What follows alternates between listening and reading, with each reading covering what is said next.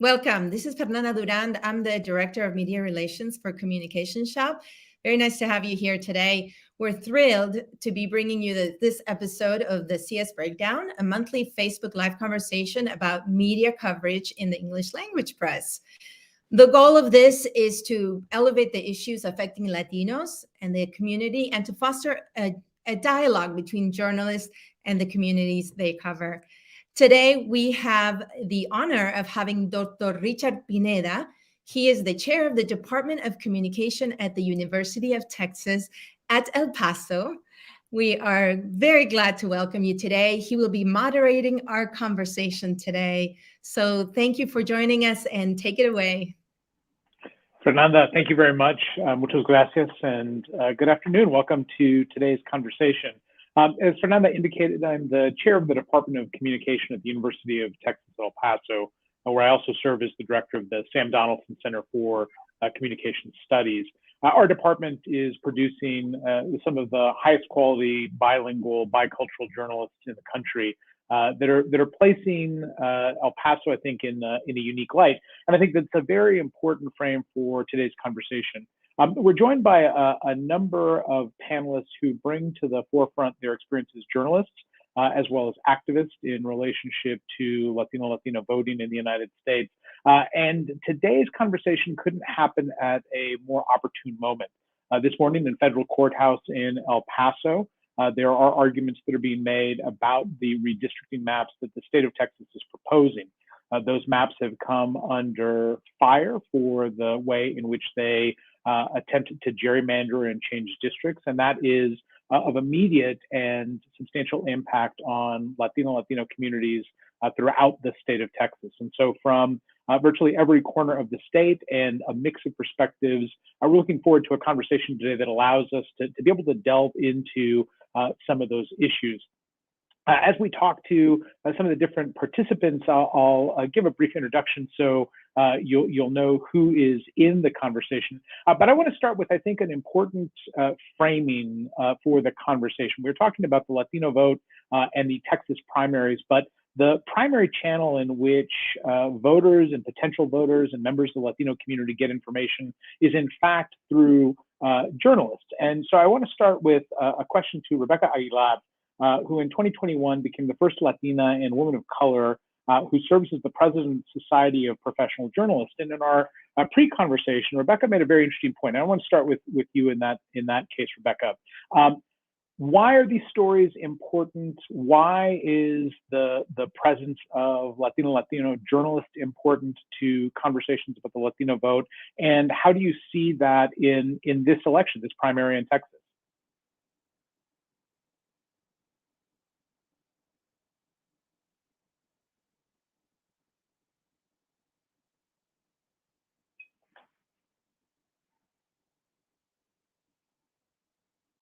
I apologize for the mute there.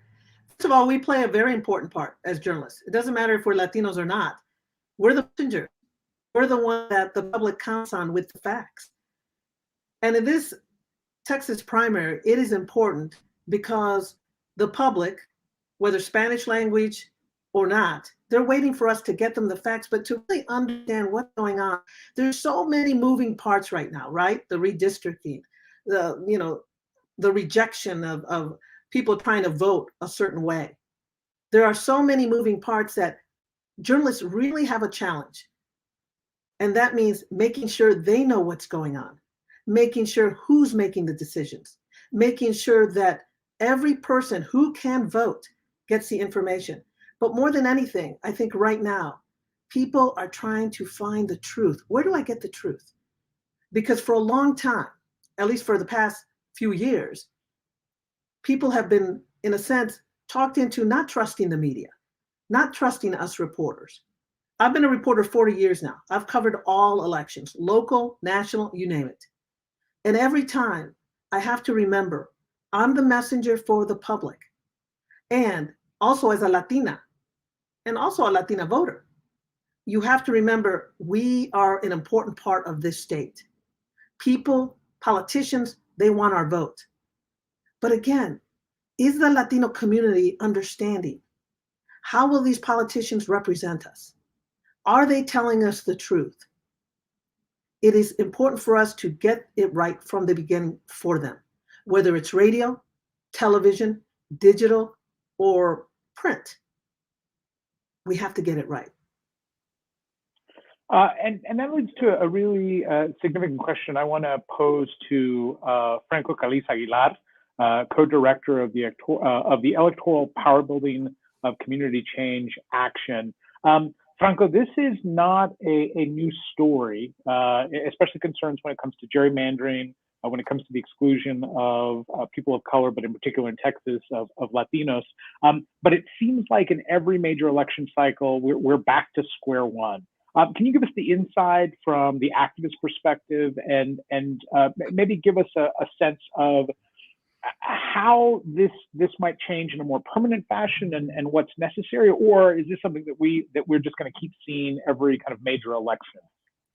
Well, I think this is, first of all, thanks for having me and thanks for the question. Look, I think this is something that we see every 10 years when redistricting comes around. I think the current, if I'm not wrong, the current 23rd district in Texas, one of my favorite fun facts about Congress is that district is bigger than the country of France. And it has a lot of Latinos that were sort of included, but just enough to make sure that other districts were protected. I think the question that if I were a journalist, I'd be asking is, who is leading these redistricting efforts? Who are the ones drawing these maps in a way that lessens the voice of Latinos? And what can we as Latinos do? I got to tell you, when I talk to activists in Texas, when I talk to activists across the country, one of the first things that we see, that we hear a lot of is, how can I participate in a process that actually feels inclusive, where my voice is actually being heard? Texas is one of these key states where you are able to really make a huge difference as a Latino and the voting bloc of Latinos. But folks gotta be a little bit more aware of how to engage with their state level elected officials. That's a really big challenge.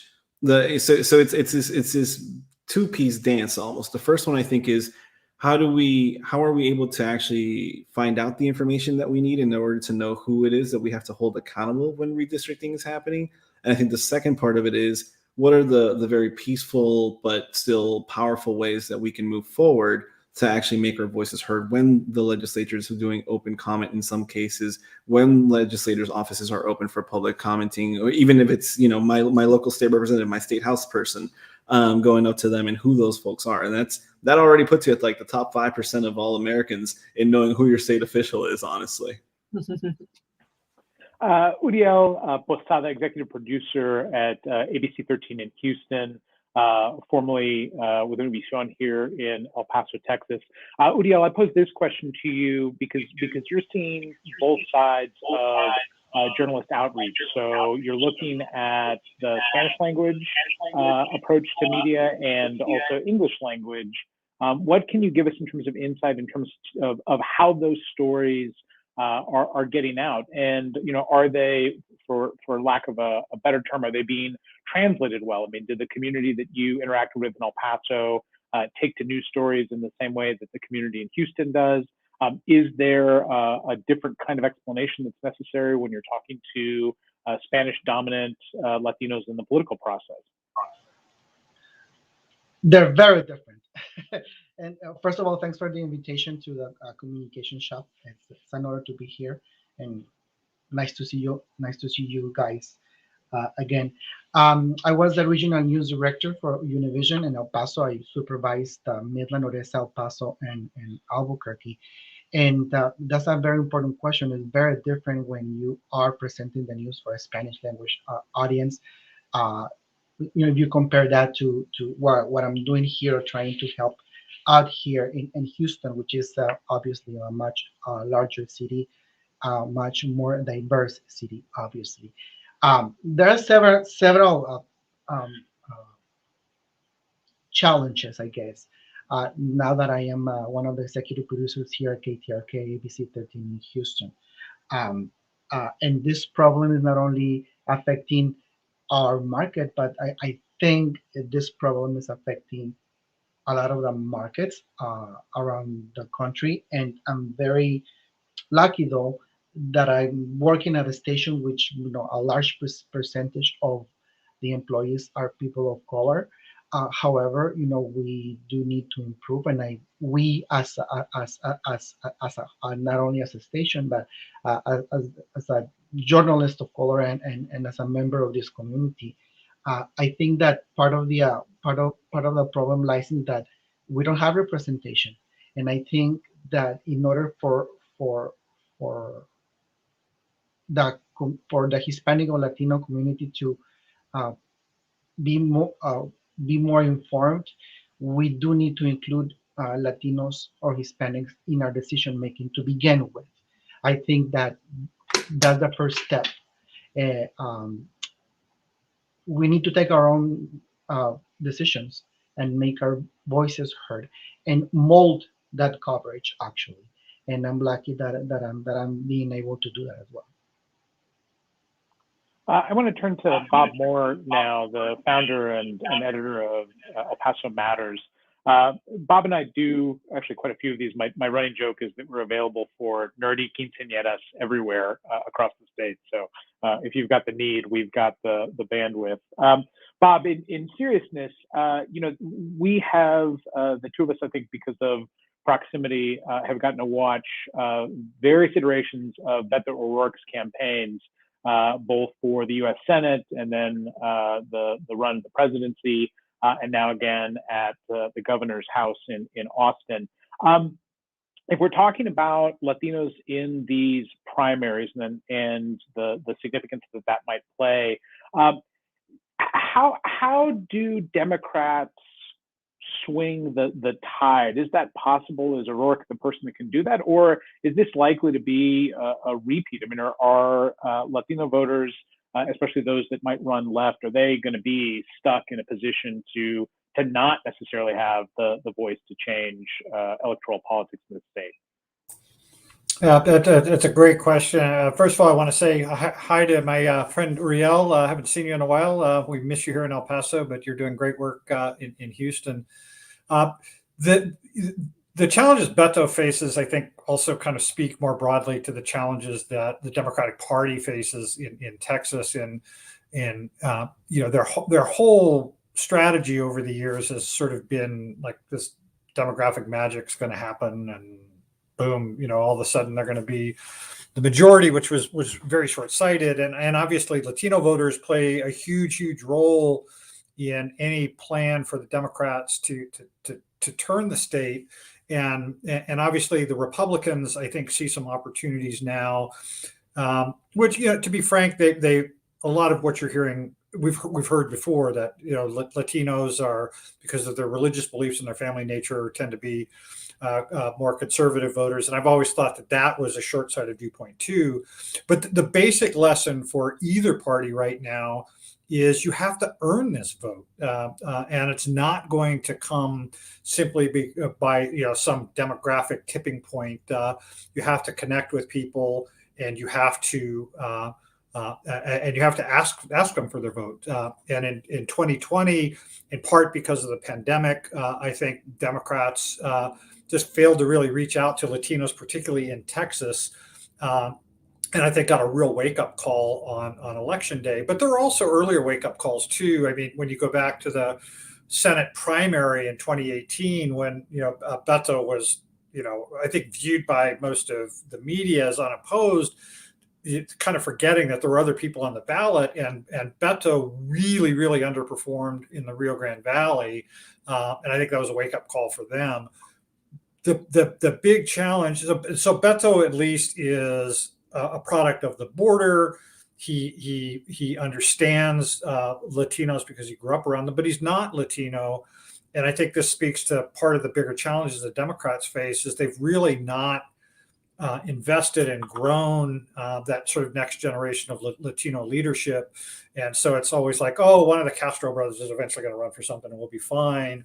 And now you've got, emerging leaders like Lina Hidalgo, I put right at the top of the list, but she's, certainly made it known that she's got more work to do in Harris County. So I think longer term, Democrats, if they want to really tap into the power of the Latino vote, have to produce leadership that is more like that demographic that they're going after. They have to show that they care about these issues and have to move off of just sort of simplified one-off explanations, which is not to say that immigration is not important. It is, but there are a lot of other issues there. And I think Beto at least is trying to speak to some of that, but whether he's going to be able to make inroads is another question. And the last thing I'll say about, because it's related, the Republican inroads in 2020, there's a line that kind of runs almost down the middle of the state. And you look at what happened on the border east of that line,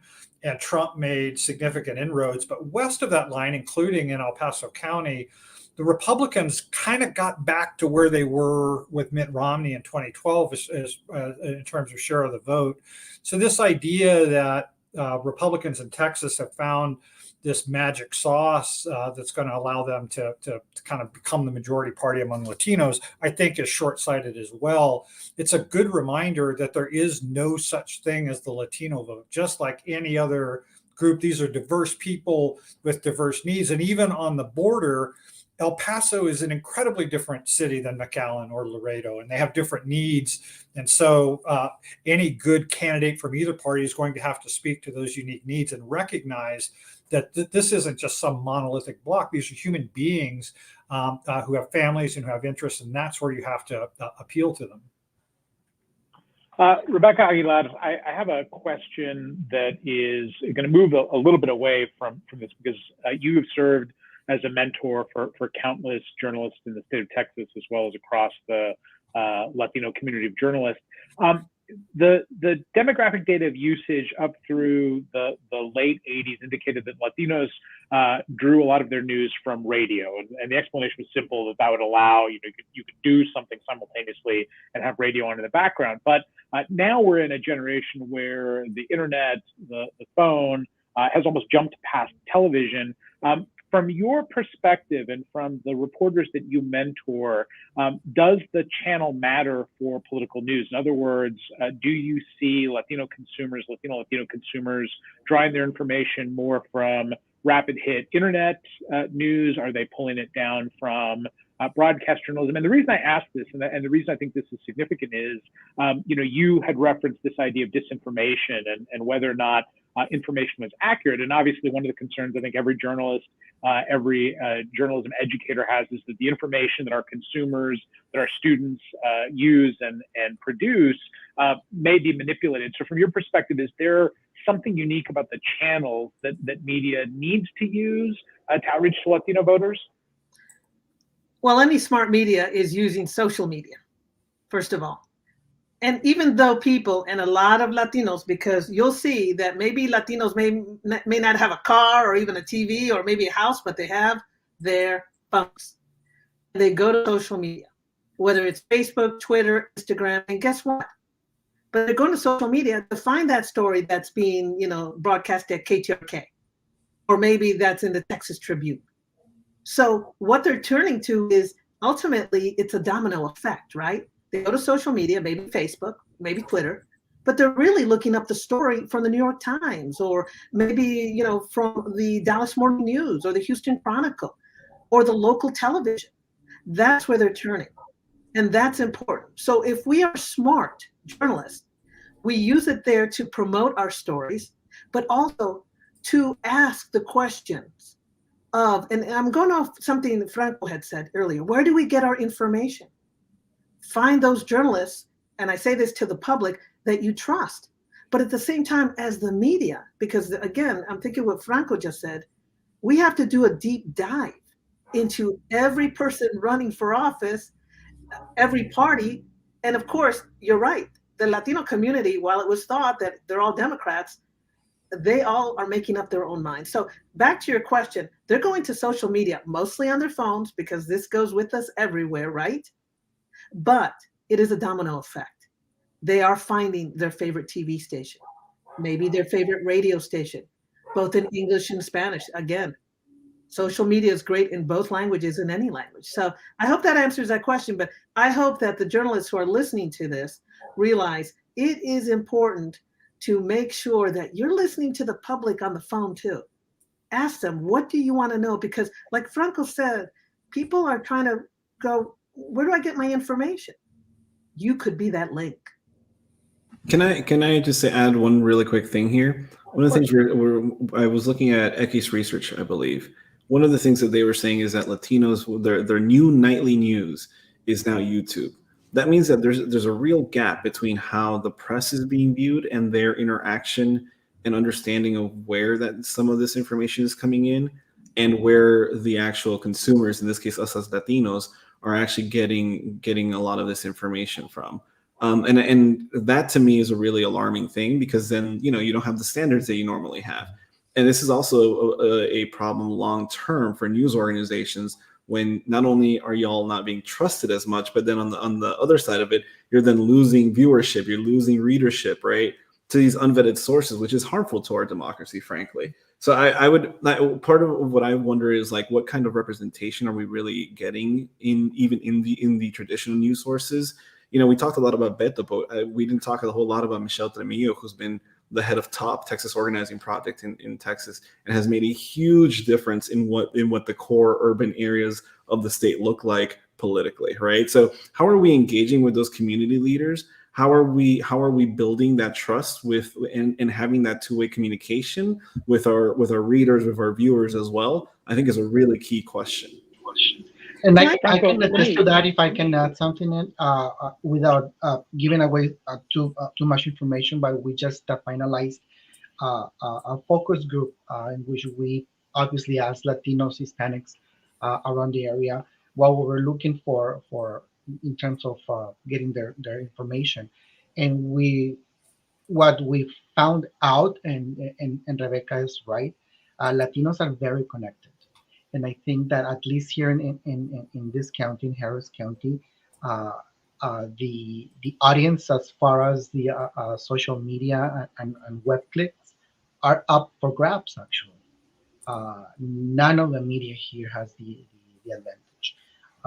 And that's where the media has an opportunity, actually, to get those that audience, actually. So yeah, it's very important to realize that social media and everything that has to do with technology is really important, and we are connected. We're very connected, and the challenge for media is now to see what's going to be the way we are going to distribute that information, either traditional television, social, website, or any other streaming services. I just want to Uriel, let me follow up. Give me just a second, Rebecca. Let me follow up with Uriel. So, one of the breaking stories this week is the FBI raid of Henry Cuellar's house. That by itself has radically changed that primary, which many people had assumed Cuellar had locked up. Now, all of a sudden, the primary is potentially back in play. From your perspective as executive producer, it's impossible not to cover the story, number one. So it's going to get attention. But you now have a Latino figure, one who is well recognized, not necessarily in Houston, but in the Valley, and certainly in Texas politics. And you've got a salacious part of the story, because the FBI hasn't released very many of the details associated with what has happened. As executive producer, covering that story is going to have an impact on the primary regardless. And your role obviously is to be the person to use Rebecca's expression that is bringing truth, right? Is bringing fact and not interpretive. But at certain points, very clearly, this is going to have a rollover effect on a particular audience, right? I mean, we've seen this when figures that are out of the Latino community are under scrutiny, and the effect that it has in terms of confidence and in terms of relatability. What do you see in those Latino audiences potentially, and is that something that doesn't play into an editorial decision about the story the way that it gets covered? And is it something that as you see, will have an effect potentially on that race for Cuellar's seat? I really don't know. I'm not a commentator, but obviously it will have an effect, obviously, and our responsibility is to just stick to the facts in this case. No, I haven't read lately what happened. Only the fact that he was being searched for something that happened in Azerbaijan, something like that. But we do have to report it, and we do have to just stick to the facts and not speculate or say something that is not factual. And But Rebecca, I do think there's gonna be an effect, obviously. right. Rebecca, sorry, back to you. Yeah, well, and following up on that, it doesn't matter, whether he's Latino or not. If you're a politician and you're being, the feds or local law enforcement is coming in, it's a story. We're not going to cover it as like, in hopes that the Latino community doesn't get angry with us because he's Mr. Popular on the board or wherever, right? Our job is just to tell the truth. In fact, SPJ has a code of ethics, if people don't know out there. And the code of ethics basically says this: seek the truth and report it. That's what we do. Minimize harm. Act independently. Just because one reporter is doing it one way doesn't mean you have to do it that way.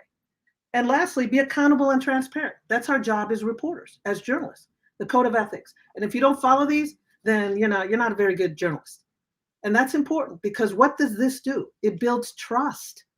The public needs to trust us. As ABC 13 has its viewers. Why? Because they trust that these people are going to bring the truth, not like, okay, he's Latino, the Latino reporter does it, it's going to be all favorable. No, our job is not to be your brand builder or to, make you Mr. Popular. Our job is to seek the truth, put it out there.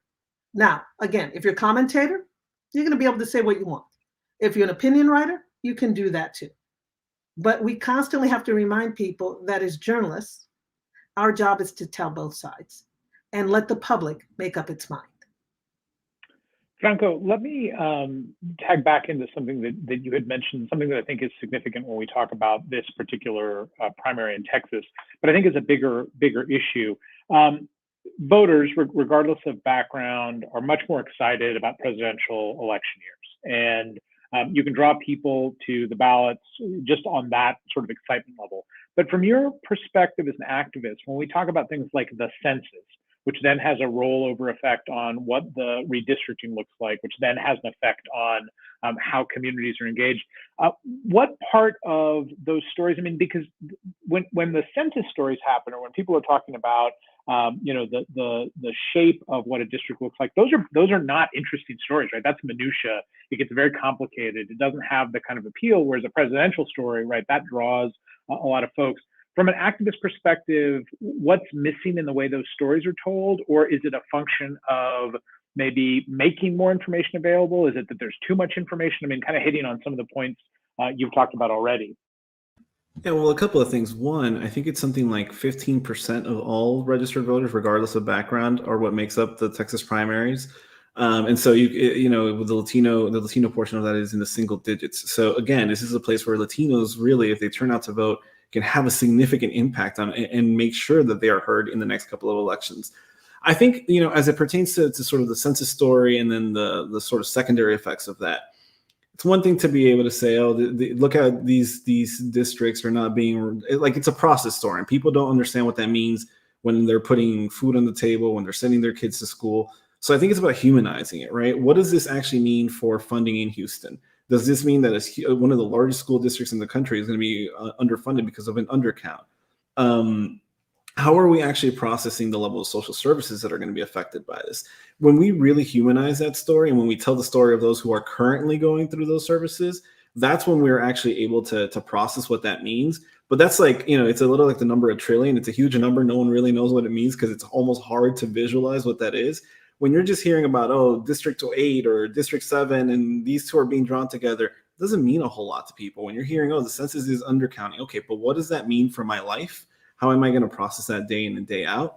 And so I think one of the things we have to do is we have to try to meld a little bit of more the human element and the actual stories of what people on the ground are going to feel and how their services and how their lives are going to be impacted on. And I think that's to me, that's a nonpartisan, straight down the middle kind of story. Is like, if you're aiming for special needs, if your child has special needs and you need more services, is your school going to be able to provide those services? Are the roads going to be able to be maintained in a way that's going to be equitable to make it so that things can flow a little bit better on the commerce side? I'm interested though in something Rebecca said, which was it's our job to present both sides and to seek truth. I think the one question that I sort of always harbor is, how do we deal when we're talking about seeking truth? When you have, and I'll just use the example of one of your neighboring former senators of Inhofe, right? When he walked into the Senate floor and he had a snowball. And he said, well, global warming isn't real. It's snowing outside, right? Well, a lot of data shows, overwhelming amounts of data, that climate change is real. So how do we make it so that in a situation where there's overwhelming data on one side, that we're honest about what it is that the truth actually means, right? We can't just say, oh, I don't believe in gravity. I held a balloon up. I had it filled with helium. I saw it go out into the wind. It didn't come back down. Gravity is not real. That's not two sides to that story. There's just one fool with a balloon, right? So like, how do we actually cover that in a way that is equitable, and where our readers, our viewers, and community members both can build up the trust in journalism, and also understand that it's not a partisan attack to say that something is being misrepresented or misframed? Because to give an example, it took a really long time for a lot of major news networks to start calling it the big lie, right? When we're looking at what Trump has done. So how do we balance that need to be fair with the need to be just in what we're covering? I think is one of the questions that I'm grappling with. Well, I'm going to jump in real quick on that one. How do we do it? You just continue looking for those experts. For example, when one person says, well, climate change doesn't exist, and look at this snowball or whatever, you do find the scientists. You constantly do the deep dive. You don't just go for the easy, oh, look on TV, look what they did, that kind of thing. That is our job. We are trained journalists. If you're a good storyteller, you're going to go out there and find it. Now, are there lazy journalists out there? Heck yes. Like there are in any profession. But that is our job. If we are committed to tell the truth, then we do what I call deep dives. And going at what you said, Franco, humanize the story. There's something that we talk about in journalism. It's always put a face to the story. It is important to break it down.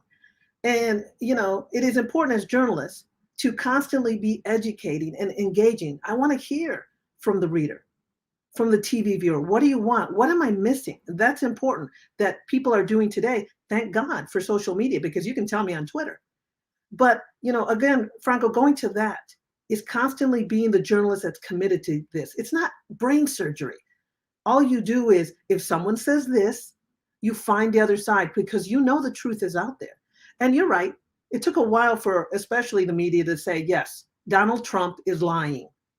They went to what were the terms they were using that were kind of sanitized? Misinformation, falsehood. Come on, people. I don't know how many times on Twitter just say he's lying. It's okay.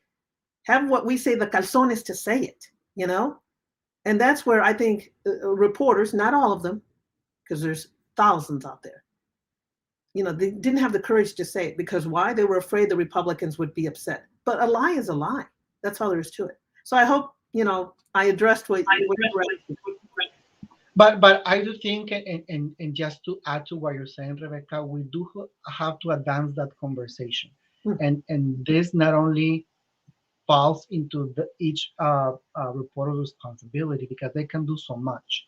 It falls on us, on managers, to advance that conversation. And I can give you an example. Here in ABC 13 Houston, we hired our first race and culture reporter.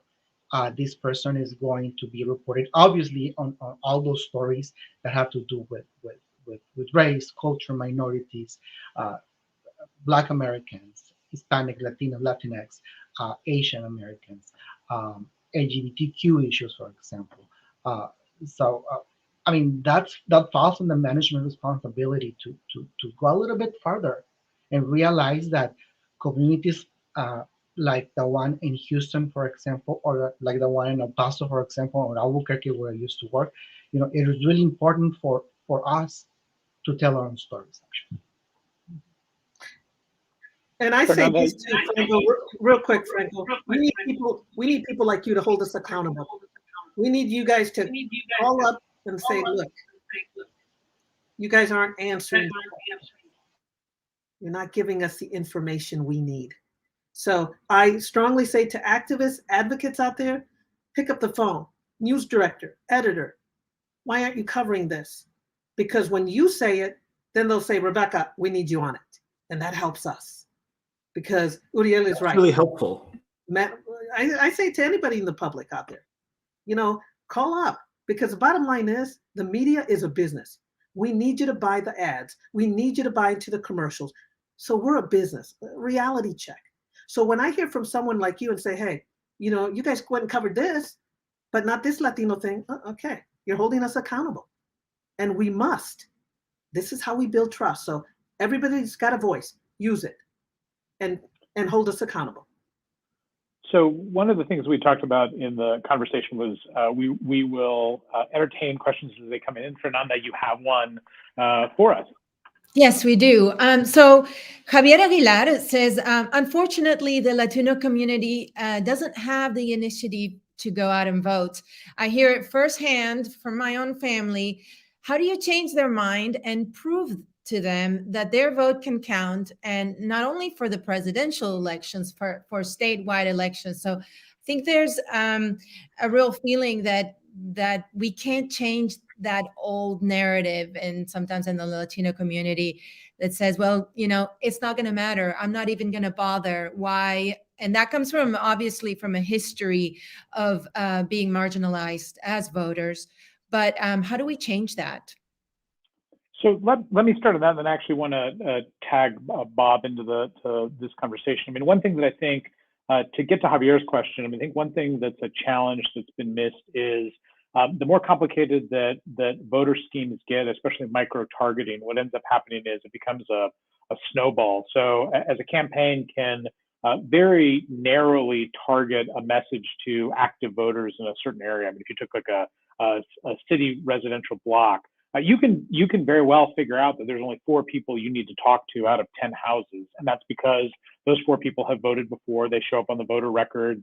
And so this begets then more micro-targeting. And that micro-targeting means that if you're a neighbor that doesn't vote, and if you're Latino or really of any background, then you're not going to be included in the conversation. And so there's a structural issue, which is tied to how campaigns develop their database and how those databases are used to pull candidates in. But then you do have some practical issues where there is an active system that is moving to disenfranchise voters. And that's where I wanted to bring Bob into the conversation. This more, as I started right before you came on, Bob, I made reference to the fact that downtown El Paso today, there's a panel of 3 federal judges who are hearing a redistricting case, a redistricting map in Tarrant County. This action was brought by, among other groups, MALDEF, as well as the Department of Justice.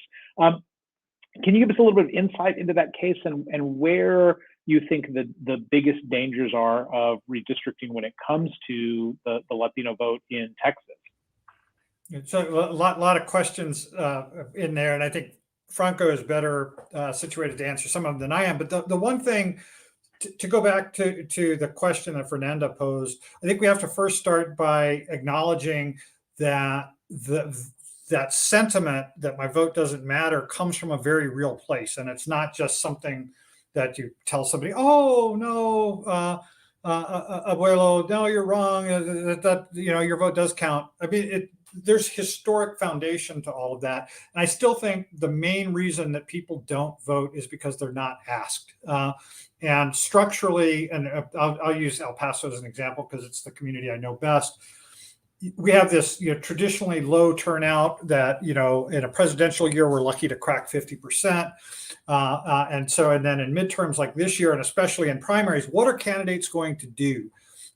They're going to go after the voters that they know are most likely to vote. So they go and they look at who are the ones that voted in the last 3 Democratic primaries, and that's what I'm going to target.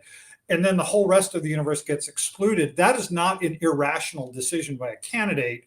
So I think we have to start with the understanding that candidates aren't going to be the solution to convincing people to vote, that it's going to be NGOs, media, and others. So I think that's kind of where I would start with. I'm very interested in Franco's perspective there too. On the redistricting case, very interesting. Obviously, that case was filed in El Paso in the Western District. This is an art that Republican groups have kind of mastered over the years. When you look at the the lawsuits they filed challenging some of the Biden administration's policies. They go right into those districts that are kind of packed with Trump judges. So El Paso doesn't have any Trump-appointed judges. So I think it's interesting that that's why the venue is there. Any redistricting case, and again, Franco is going to know more about this than me, but any redistricting case in the current environment with recent Supreme Court rulings that have sort of all but cleared the way for even political gerrymandering going to be very, very difficult to sustain. And Texas is going to be a good test case because there are clearly some very indefensible lines that were drawn. I mean, indefensible other than, yeah, we want Republicans to win. But it's going to be an interesting case. And, you know, even if there's a favorable decision out of El Paso, then all of a sudden you're in front of the Fifth Circuit, which is not going to be a friendly venue. So it's going to be interesting to watch. But I don't hold out much belief that the courts are going to aggressively go after these redistricting cases, even as aggressively as they did back 10 years ago. And that wasn't very aggressive either. So anyhow, that's again, I defer to Franco on all this, but I just want to kind of share those thoughts. And Franco, actually, I do want to turn to you with the sort of segue from Bob's point. In your experience and what you're seeing now, are activists, or at least some of the folks you've worked with, are they leery of taking these challenges to the courts, or is that where you think the most kind of action is going to be? Or do you see this being, we've got to register voters, the voters have to show up to start making inways? I mean, what from your strategic sense do you think might happen in Texas? You don't need to necessarily talk about like this specific case, the Tarrant County case, but I mean, just from your perspective. Yeah, I think it's a both and approach. You know, maybe it's not the most satisfying answer, but you know, I think there's legal avenues that are obviously being taken already, and that's, to me, is sort of the structural piece to it. At the same time, living within the world that we're in, right? It's how much voter registration can a group like Move Texas do? How much voter registration can we really do in high schools to make sure that we're still talking to folks who are going to be motivated to vote and who are pretty, you know, have a different vision for what they want their lives and a long period of their adulthood to look like.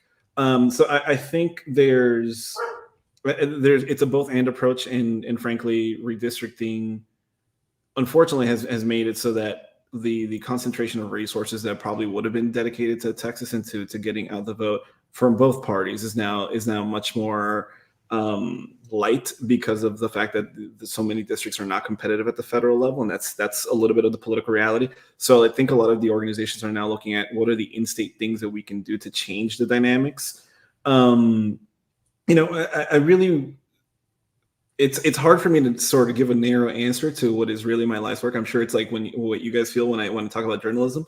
You know, so we were talking about Latinos and how they don't feel like their vote is being heard. Well, one, I would say what I'm hearing is a lot of disaffection over the fact that a lot of the policies that are popular with Latinos aren't being passed, and whether that's Republican or Democratic, it holds true, and that helps create some disaffection.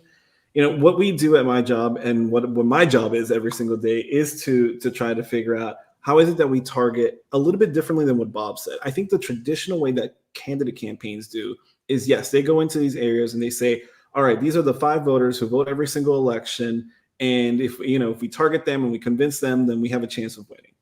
I think that's sort of outdated thinking that's not going to change the current dynamics. To me, the treasure chest for voters is, who are the new voters that we can register to vote? Who are the people who maybe voted in one of the last 3 or 4 elections? So we know that they have some level of interest in elections, but maybe they don't feel or they don't know how that's going to impact their day in and day out. To me, that's, and you know, Texas, we talked about how too often Democrats in Texas thought that demographics is destiny. God, if I hear that one more time, my head's going to explode, right? But to me, it's what our polling and our focus groups have shown is that Democrats and Republicans both think that Hispanic voters are lazy. We're not lazy. We work our butts off every single day.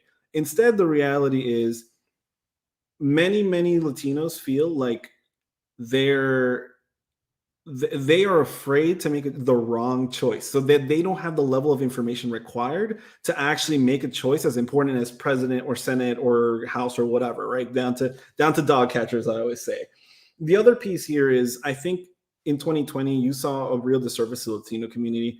I'll say largely, I think on the side of the Democratic Party, but I think in general, when folks sort of said, we're not going to go out and canvass. Obviously, there were health reasons there, but that decreased the amount of attention that community got. That made it a lot harder to be able to communicate with so many of these folks as well. And that's something that I think is going to change in 2022, because people have sort of learned how to do this a little bit differently. I know that states that took the lead, like Georgia, Arizona, were able to have different results in some of those places.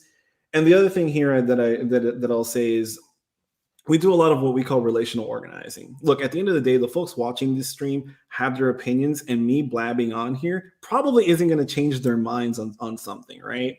But the difference is, if I'm able to talk to your aunt or your neighbor who who you have a personal relationship with, and who you can sort of leverage that relationship. Now my dog's going off. But if you can leverage that relationship with someone who you already trust and know, then you're actually able to have real conversations that go deeper and that matter a lot more to the voter. And that's where you're able to get a lot of these voters who maybe don't trust the system, right? Who don't see the impact happening in their lives.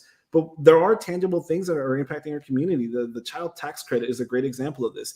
How many of us know folks who are getting $300 a month for every single kid, right, that they have, who that's no longer in their lives? So that's money going out of their pockets because of policy decisions that are happening right now. Those are tangible things that make a difference in people's lives. And when it's someone who's trusted, who is talking to you about something like that, it makes a pretty big difference, both to your wallet and to the way that you're thinking about engaging in politics too. Uriel, I've got a question, and then I'm hoping Rebecca might have some insight into this as well. In places like El Paso, some of the other markets that you've worked, Uriel, first-generation immigrants, whether they're from Mexico or other parts of Latin America, but especially Central Americans, come to the United States disaffected about the political process, and their relationship to that political process may in fact be the reason that they came to the United States in the first place. As you told stories, first as a reporter in front of the camera, and then as you moved to news director, is there something? I mean, Rebecca talked about the idea of making sure that there's faces to these stories, but is there something else in terms of how you crafted your stories, or how you trained your reporters to craft those stories? Because there is a unique challenge with that audience, right? I mean, you were in Spanish language media, so the language wasn't a barrier in that case, but the fact that their interest level, because of trauma or because of the experience they had coming into the United States, may create that disjuncture. Did you do something that was different in the way that you wanted those stories told? Yeah, we have to realize that those people who newly immigrated to the United States are coming from countries with high levels of corruption. And as you said, they're disaffected and they're disillusioned, and they don't want anything to do with any political system. And they bring the baggage to the United States. And our responsibility, especially in the Spanish media side, is that we do have a responsibility to kind of educate them and tell them how the system works, so they can, be working with it a little bit better, actually. So I think that's one of the difference between Spanish language and English language. For example, we cater to English language caters to a different part of the population, but as a news director in the Spanish side, yeah, you have to, educate them and tell them how, with peritas and manzanas, como se dice en español, how the system works. I mean, that's what they're waiting for, and that's why they immigrated to the United States in the first place. Actually, just to get rid of what they were living and experience a different way of life, and that comes from educating them about the immigration process, about the voter registration process.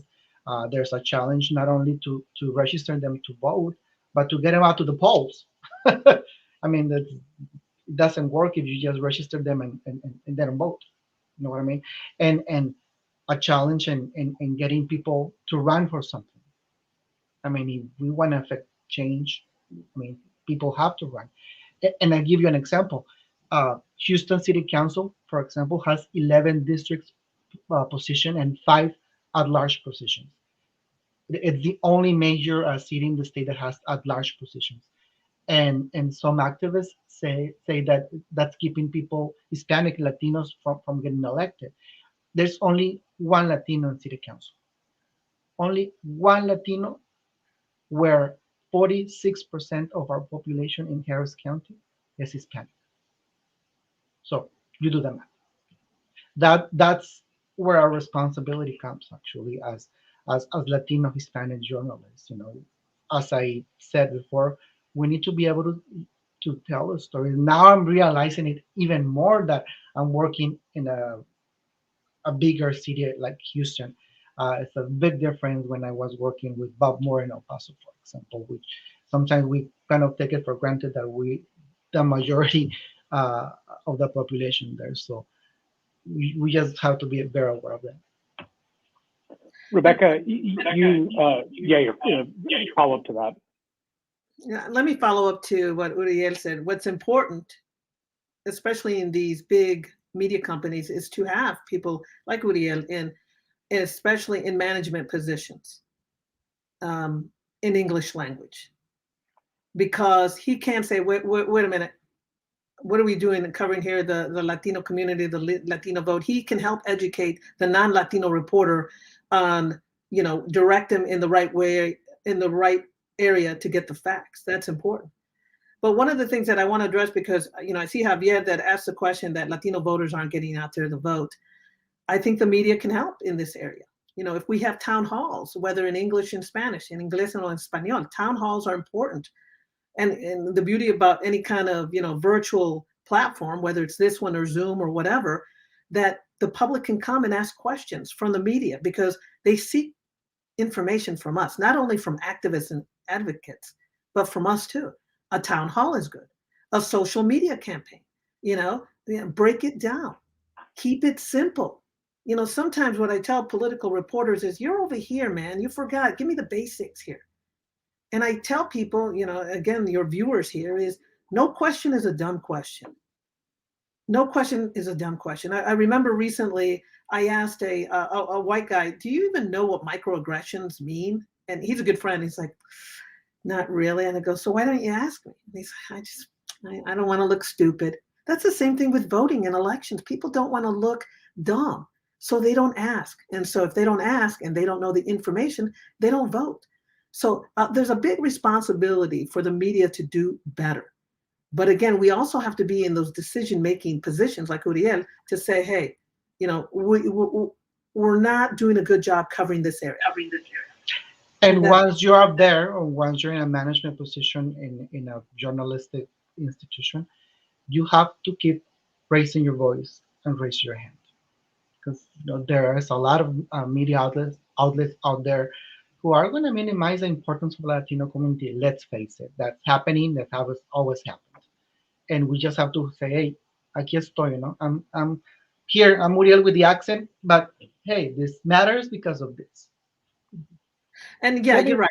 You're right on that, because there are some people of color put in positions of decision making, and they're just there. They're the people of color of convenience. There he is, my Black person, my Latino, my Asian. No, if you are given this responsibility, not only in the media, but in any industry, don't be the token. Be the person that's committed and courageous to say, hey, I'm here, I have a voice, it's time to make a difference. Uriel, one correction. You don't have an accent, I have an accent, at least here in El Paso. Bob, let me go to you with the last question. So, we're looking at the Texas primaries. We're trying to evaluate or report or give some insight to how the Latino vote's going to affect that. What does the Texas primary portend for the national picture? Because in some ways, one thing that I think is interesting about being in Texas is that we are in a bubble in lots of ways. We're a state where the former president still trends relatively high, will likely show up in some races in the primary and potentially even in the general. Are there any sort of takeaways that you see out of this primary that reflect on the potential impact of the Latino vote, or are there things that so goes Texas, so goes the nation? I guess I go back to the point Franco made about how small the turnout is in Texas primaries, and how even in the best of times, Latinos make up a small part of that. So unless something in there changes in the next 6 weeks, I don't know that there's much that we can read out of the primary. I agree with Franco that Latinos have an opportunity in this race to have a very important say in what comes out of these primaries. I think there's going to be a lot of attention paid in November to see, around this narrative that's emerging. And I hate emerging narratives, by the way. This narrative that's emerging, that Republicans have sort of found the magic way to reach Latino voters. And I think and if they always, of course, look at the Valley. The one thing I just have to remind my media colleagues across the country, the vast majority of Latinos in Texas don't live in the Valley, don't live in El Paso. They live in the big urban areas in Texas. And that's where, if I was a political scientist or an organizer, that's where I would be focusing my attention now, to see what's happening on the ground in Houston, Dallas, San Antonio, and the suburban structure around there. That's the real story of what's going on in Texas. Bob Moore, Franco Caliz-Aguilar, Rebecca Aguilar, and Uriel Posada, thank you so much. Fernanda, I think you will take us out. Yes. Thank you, Dr. Pineda, and thank all of our guests. This has been a fascinating conversation. I think it's brought a lot into this discussion, and I'm really glad that you guys all are here, and our audience as well. We will have this on podcast, and you can also watch it again and share it with your friends on Facebook on this page. So we will see you next time, a month from now, for our the CS Breakdown. Thank you very much, and have a great day. Thank you. Thank you.